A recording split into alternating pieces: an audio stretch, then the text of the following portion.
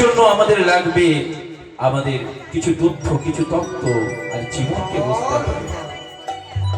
যদি দুর্যোধন মানে কি?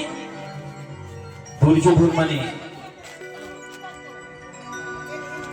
তোমার দুর্যোধন মানে কি?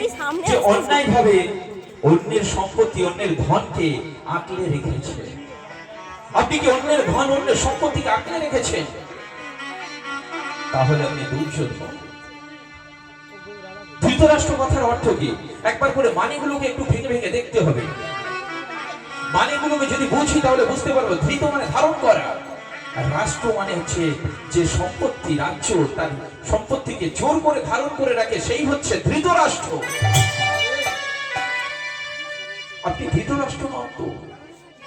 নিজেকে একবার প্রশ্ন করে দেখুন, নিজের যে জায়গা রয়েছে, নিজের যে জমি রয়েছে, পিছনের জায়গাটাকে এক হাত বাড়িয়ে নেননি তো? যদি পিছনের জায়গাটা এক হাত বাড়িয়ে নেন, তাহলে মায়েরা আপনারা কিন্তু, বাবারা, দাদারা, আপনারা কিন্তু দ্রৌপদী বা কুন্তি নয়, বাবারা হচ্ছে ধৃতরাষ্ট্র। আর এই ধৃতরাষ্ট্র থেকে আমাদের জীবন পাওয়া, যে ধৃতরাষ্ট্র থেকে কিভাবে নিজেকে অর্জুন করব, নিজেকে যুধিষ্ঠির করব, কথার মানেকে একটু একটু বুঝতে হবে। যুধিষ্ঠির মানে কি?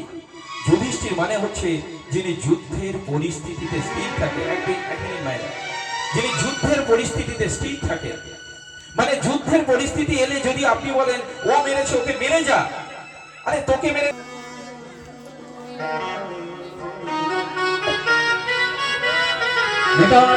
হরি হরি বল।